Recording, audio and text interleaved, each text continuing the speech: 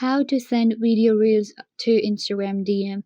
Hi guys, today I will show you how you can send video reels to Instagram DM.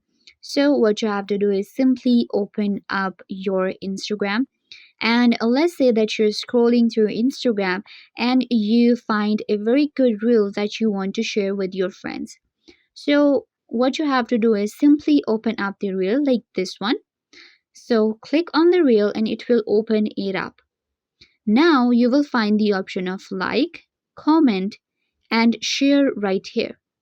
When you click on this option right here, it allows you to send this video as an Instagram DM.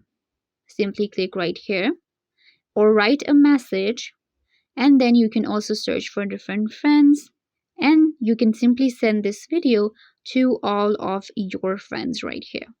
Simply click on done and this video will be sent as an Instagram DM.